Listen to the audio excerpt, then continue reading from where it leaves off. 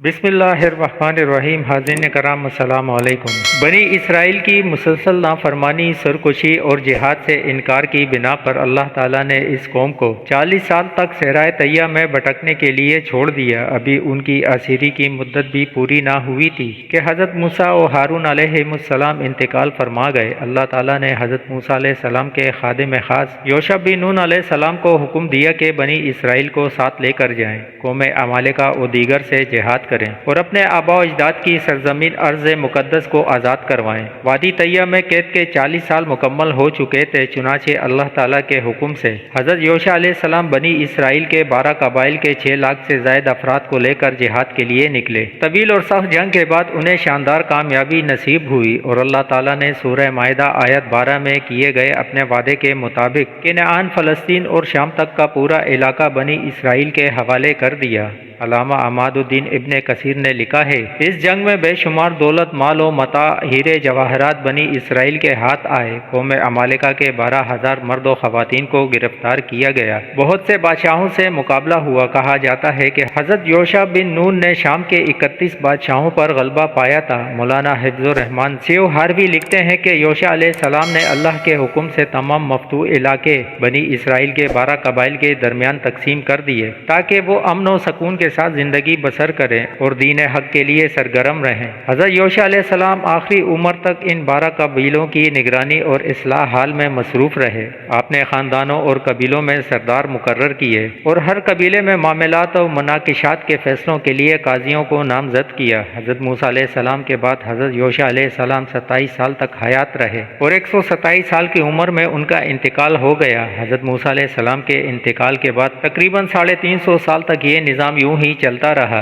اس تمام عرصے میں اللہ تعالیٰ نے بنی اسرائیل پر بہت سے انبیاء مابعوث فرمائے جو انہیں وعظ و نصیحت کرتے رہے، لیکن وہ بدرجی اپنی پرانی ڈگر پر آ گئے۔ دنیا بھر کی برائیوں کو اپنانے کی شوقین اس بد نصیب کو کی مسا فطرت، تباہ ذہنیت اور دین سے بیزاری سب پر آیا تھی۔ قدم قدم پر ناشکری، نافرمانی، حجت، سرکشی اور غرور و تکبر ان کی فطرت کا حصہ تھے۔ پھر 12 ٹکڑوں میں بٹی اس قوم میں اتحاد نہ ہونے کی وجہ سے ہمسائے کے اکثر قبائل ان پر حملہ آور ہوتے رہتے۔ کبھی عمالقہ چڑھ دوڑتے، کبھی فلسطینی، کبھی مدیانی تو کبھی آرامی، جبکہ آئے دن لوٹ مار اور شب بے خون مارنا ان کا معمول تھا۔ 4 صدی عیسوی کے آخر میں غزہ کے فلسطینی ان پر حملہ آور ہوئے اور ان کا متبرک صندوق تابوت سکینہ چھین کر لے گئے۔ اس میں توریت کا اصل نسخہ موسیٰ و ہارون علیہ السلام کے عصا، پیرہن اور من کا مرتبان محفوظ تھے۔ بعض آثار میں مذکور ہے کہ حضرت عیسیٰ علیہ السلام کے انتقال کے بعد مصر و فلسطین کے درمیان بحر روم کے کناروں پر آباد قوم عمالقہ کا جابر و ظالم حکمران جالوت اسرائیل کی آبادیوں پر قبضہ کر کے ان کے سرداروں اور نامور افراد کو قیدی بنا کر اپنے ساتھ لے گیا۔ باقیوں کو مغلوب کر کے ان پر خراج مقرر کر دیا اور توریت بھی ضائع کر دیا۔ بنی اسرائیل کے لیے یہ بڑا نازک دور تھا۔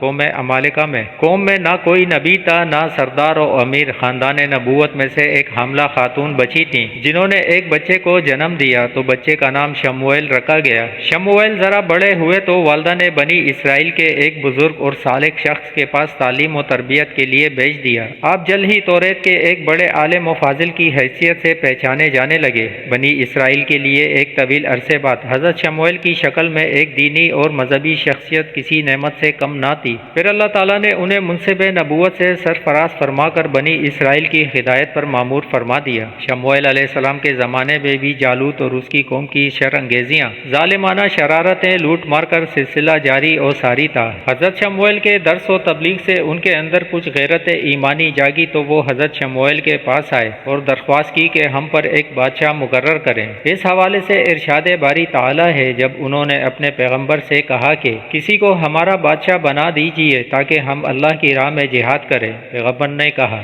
اگر تمہیں جہاد کا حکم دیا جائے تو عجب نہیں کہ تم لڑنے سے پہلے تیار کر لو۔ انہوں نے کہا، بھلا ہم اللہ کی راہ میں جہاد کیوں نہیں کریں گے؟ ہم تو اپنے گھروں سے اجاڑے گئے ہیں اور بچوں سے دور کر دیے گئے ہیں۔ حضرت شموئیل علیہ السلام بنی اسرائیل کی نافرمانی اور سرکشی سے بخوبی واقف تھے، اس لیے آپ نے کہا کہ اگر میں نے کسی کو بادشاہ مقرر کر دیا اور اس نے جہاد کا حکم دیا تو تم بھی اپنے بزرگوں کی طرح اس کا حکم ماننے سے انکار کر دو گے۔ حضرت شموئیل علیہ السلام کی بات سن کر بنی اسرائیل کے لوگوں نے شرمندہ ہوتے ہوئے کہا، اے اللہ کے نبی، اب ایسا نہیں ہوگا، ہم بہت زیادہ ذلیل و رسوا اور تباہ و برباد ہو چکے ہیں۔ اگر بادشاہ نے جہاد کا حکم دیا تو ہم دشمن کا ڈٹ کر مقابلہ کریں گے۔ بنی اسرائیل کے اصرار پر حضرت شموئیل علیہ السلام نے دعا فرمائی۔ اس حوالے سے ارشاد باری تعالیٰ ہے، اور ان کے نبی نے ان سے فرمایا کہ اللہ تعالیٰ نے طالوت کو تمہارا بادشاہ بنا دیا ہے۔ یہ سن کر وہ بولے، بھلا اس کی ہم پر حکومت کیسے ہو سکتی ہے؟ اس سے تو بہت زیادہ بادشاہت کے حقدار ہم ہیں، اور اس کے پاس تو بہت سی دولت بھی نہیں ہے۔ نبی نے فرمایا، سنو، اللہ تعالیٰ نے انہیں تم پر برگزیدہ کیا ہے اور انہیں علمی اور جسمانی برتری بھی عطا فرمائی ہے۔ بات یہ ہے کہ اللہ جسے چاہے اپنا ملک دے، وہ بڑا کشادگی والا اور علم والا ہے۔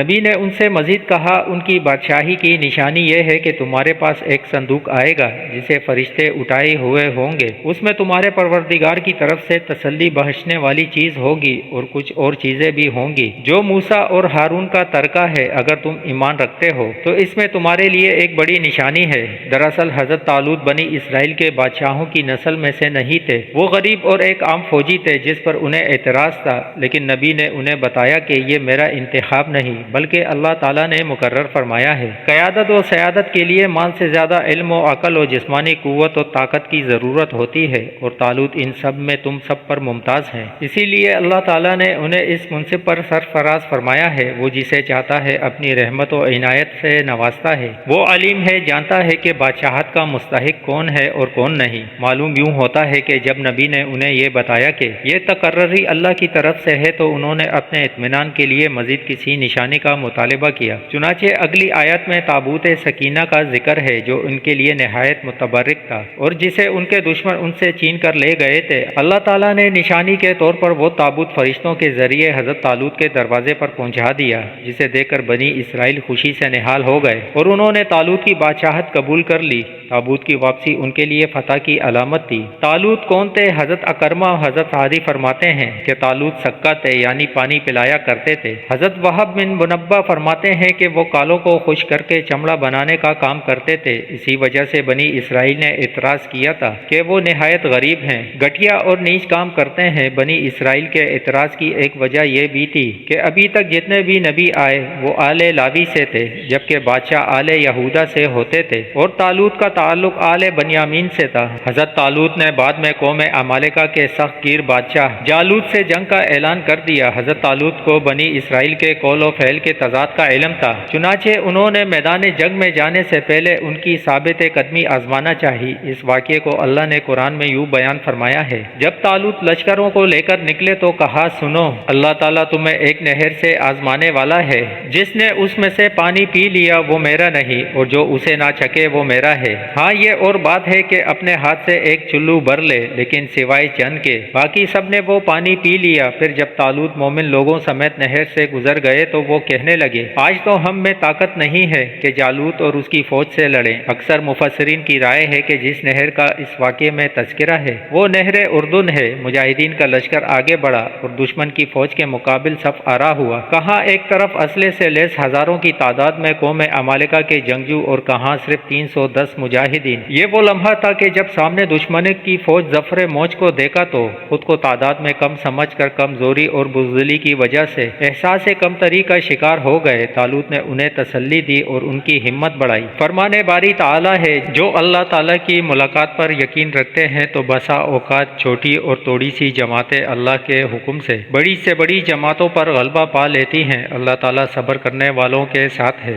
دشمن فوج کا سفاک سردار جالوت ایک دیو حقل شخص تھا جس نے اپنی باری برکم جسم کو لوہے کی ذرہ میں چھپایا ہوا تھا۔ اس نے جب اپنے سامنے مٹھی بھر مجاہدین دیکھے تو غرور و تکبر اور طاقت کے نشے میں چور چمکتی تلوار لیے مقابلے کے لیے للکارتا ہوا آگے بڑھا۔ اس کی ہیبت و رعب کا یہ عالم تھا کہ کسی مجاہد میں آگے بڑھنے کی ہمت نہ تھی۔ ایسے میں طالوت نے بارگاہ خداوندی میں دعا کی، اے ہمارے رب، ہمیں صبر دے، ثابت قدمی دے اور قوم کفار پر ہماری مدد فرما۔ بعض اسرائیلی روایت میں ہے کہ جالوت کی زبردست طاقت اور بنی اسرائیل کے اس کے مقابل ہونے میں جھجک کو دیکھ کر طالوت نے اعلان کر دیا تھا کہ جو شخص جالوت کو قتل کرے گا اس سے میں نہ صرف اپنی بیٹی کی شادی کروں گا بلکہ اسے حکومت میں حصے دار بھی بناؤں گا۔ بنی اسرائیل کے اس لشکر میں ایک نوجوان داؤد بھی تھا جو بظاہر نمایاں شخصیت کا مالک تھا، نہ ہی شجاعت و بہادری میں اس کی کوئی شہرت تھی۔ وہ اپنے والد کے 13 بیٹوں میں سب سے چھوٹا تھا جسے گھر والوں نے میدان جنگ کے حالات کا جائزہ لینے کے لیے بھیجا تھا، لیکن لیکن جب اس نوجوان نے جالوت کی شجاعانہ مبارزہ طلبی اور اسرائیلیوں کی پس و پیش کو دیکھا تو اس کے خون نے جوش مارا۔ اس نے طالوت سے آگے جانے کی اجازت چاہی، لیکن طالوت نے کہا کہ ابھی تم نہ تجربے کار ہو اور نو عمر ہو، اس کا مقابلہ نہیں کر سکتے۔ مگر جب داؤد کا اصرار بہت بڑھ گیا تو طالوت کو اجازت دینی پڑی۔ داؤد آگے بڑھے اور جالوت کو للکارا۔ جالوت نے ایک نوجوان کو مد مقابل پایا تو حقیر سمجھ کر اس پر توجہ نہیں دی، لیکن کچھ دیر بعد ہی جالوت کو اندازہ ہو گیا کہ یہ کوئی عام نوجوان نہیں،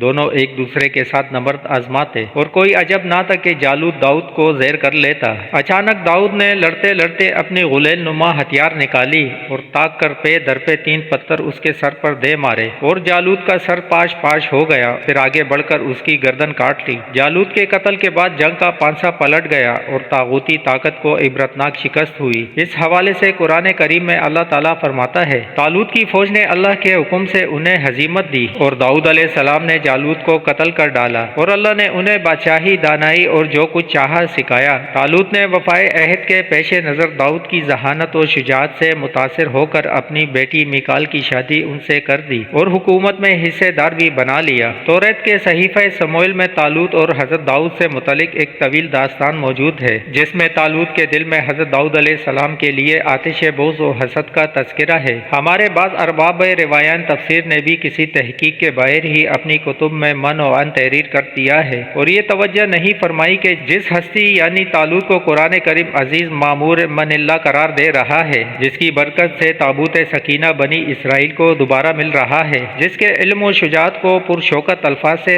سراہا ہے، ہم ایسی شخصیت کو قابل نفرت حرکات کا حامل قرار دے کر کس طرح مرد و لعن طعن بنا سکتے ہیں۔ قرآن کریم نے اس واقعے کو طالوت کی سربراہی میں حضرت داؤد علیہ السلام کے ہاتھوں جالوت کے قتل پر ختم کر دیا ہے۔ چنانچہ طالوت و جالوت کا یہ واقعہ یہاں تک ہی مستند ہے، باقی سب اسرائیلی روایات ہیں۔